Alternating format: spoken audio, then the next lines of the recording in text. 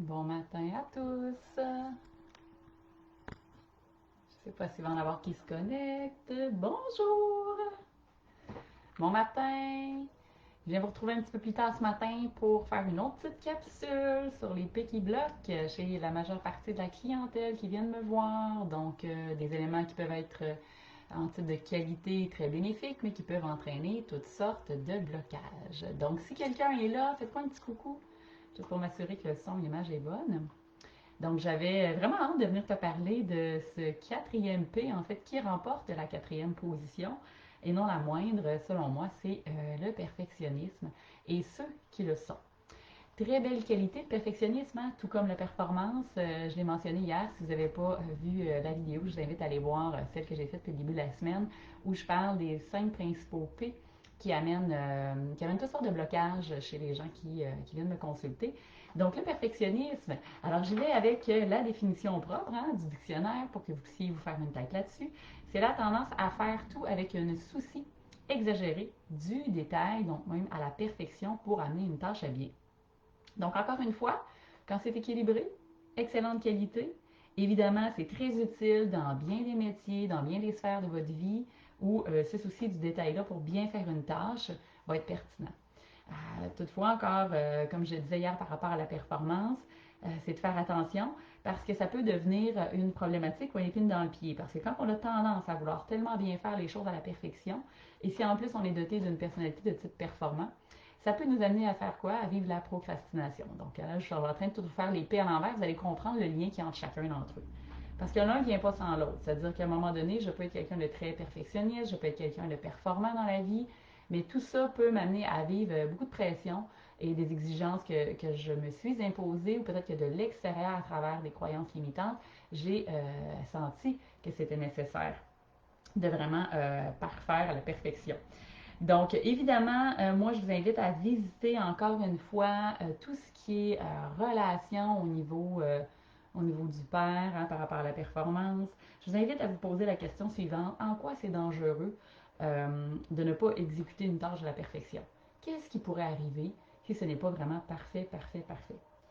Comment est-ce que je peux voir et arriver à être satisfait d'un travail que j'accomplis ou d'une tâche, d'un projet que j'ai exécuté? Évidemment, les gens qui sont foncièrement perfectionnistes vous le diront. euh, ça peut devenir stressant. Là. Je pense entre autres, oui, aux étudiants. Je pense à ceux qui sont dans le domaine aussi universitaire. Je pense à ceux qui ont besoin de revoir, revoir et revoir. Peut-être des devoirs à remettre, peut-être des projets. Ça aussi, ça peut créer à un moment donné du stress et même de l'anxiété. Donc, attention à ces éléments-là. Maintenant, si tu veux voir un petit peu de où ça part, ce perfectionniste-là, ben pose-toi la question. Pour qui tout ça doit être parfait? Est-ce que c'est pour toi d'abord que tu le fais? Est-ce que c'est parce que c'est exigé? Encore là, hein, repense à la performance d'hier dans l'audio de ce que je te disais. Quand on est dans le devoir de, quand on est dans le vouloir plaire, quand on est dans la peur, hein, on vient au premier P, rappelez-vous, quand on est dans la peur de déplaire, quand on est dans la peur de ne pas être à la hauteur, quand on tombe dans toutes ces peurs-là, qui est encore un paquet de P, évidemment, ben, il faut se questionner. Alors, voyez en termes de racines, si c'est seulement un trait de qualité qui est là chez vous, si au contraire, ça vous a toujours finalement servi. Si vous voyez qu'à un moment donné, avec le temps, dans certaines sphères de votre vie, ça devient très prenant, mais là, il va falloir peut-être revoir, trouver la stratégie, la racine source de ça. Je vous ai quand même, moi, sorti des petites stratégies comme les dernières fois. Hein. Petites stratégies à explorer quand vous avez justement quelque chose à accomplir. La première, même si ça a l'air niaiseux, limitez-vous à un nombre de révisions. Moi, j'en ai vu, là, tu sais, qui repassent des projets puis qui rechangent tout le temps à chaque fois. À un moment donné, ça a comme plus de fin. Et ça peut faire que c'est difficile de, de conclure une action, de réaliser un projet. Ça peut devenir tellement décourageant qu'il y en a qui finalement, ils ne créeront pas leur projet ou ils ne se mettront pas en action. Hein? Fait que la racine de la procrastination, des fois, passe à travers le perfectionnisme. Donc, quand vous faites une activité, quand vous faites un projet, quand vous faites une création, quand vous avez devoir à remettre, peu importe, euh, limitez-vous à une, peut-être deux révisions. Regarde, je le fais, je fais mon brouillon, je refais ça au propre, je révise une seconde fois. Parce qu'évidemment, il y aura toujours un petit quelque chose à trouver, un petit quelque chose à améliorer, un petit quelque chose à faire de plus ou de mieux. C'est un peu comme ça. Les gens qui ont une tendance au perfectionnisme, ils vont avoir toujours vouloir en rajouter, améliorer, améliorer. Donc, ce ne sera jamais comme complètement parfait pour eux. Et ça, à un moment donné, ben, je l'ai dit, ça peut entraîner beaucoup de stress. Fait que ça, c'est la première petite stratégie. Deuxième stratégie, demandez-vous, quand vous avez accompli, quand vous êtes en train de créer votre projet, là, est-ce que moi, si je sais que normalement, pour que je sois pleinement satisfait, il faut que je rende quelque chose qui est à 110%, là. OK? Mettons qu'on prend, là, on va dire, quelqu'un, c'est madame tout le monde dans la normalité, avec un niveau de satisfaction, une exigence X. Est-ce que c'est nécessaire de vous demander le 110%, 120%, ou finalement, ce serait possible de se satisfaire avec un 80, un 90%? Alors, essayez d'aller visiter ça pour vous demander, est-ce que je peux être moins exigeant vers moi-même? Parce que des fois, ça vient de l'extérieur, mais très souvent, ça vient de l'intérieur, à travers des croyances et des programmations.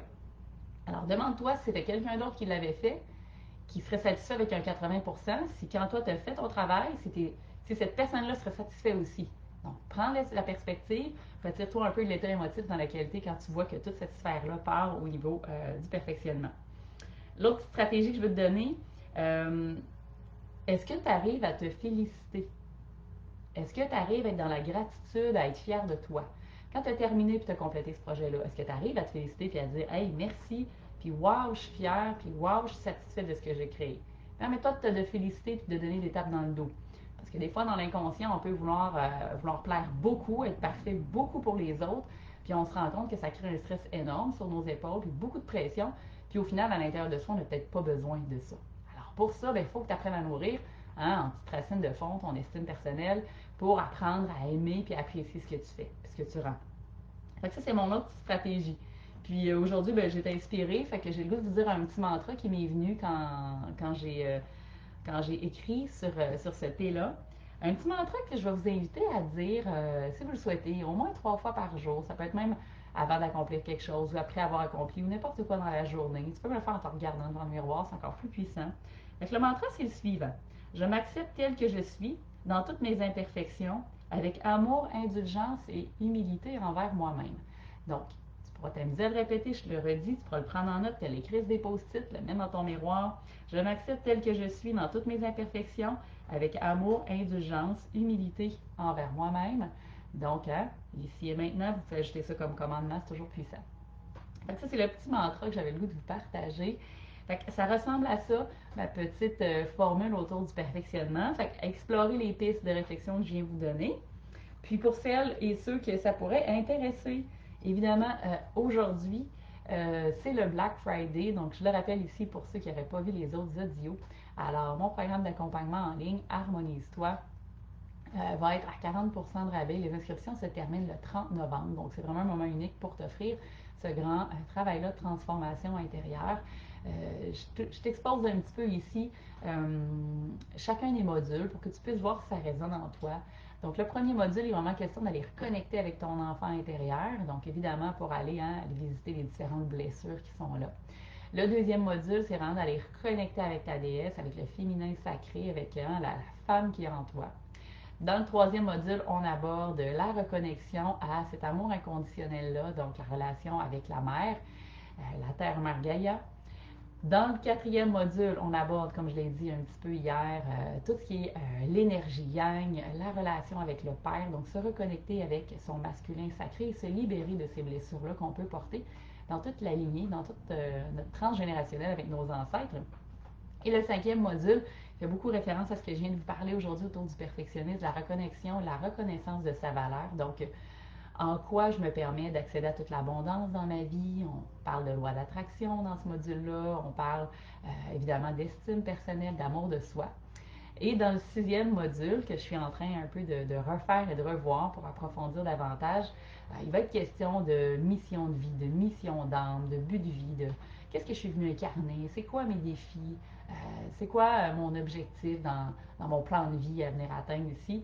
Donc, c'est un module qui est super intéressant.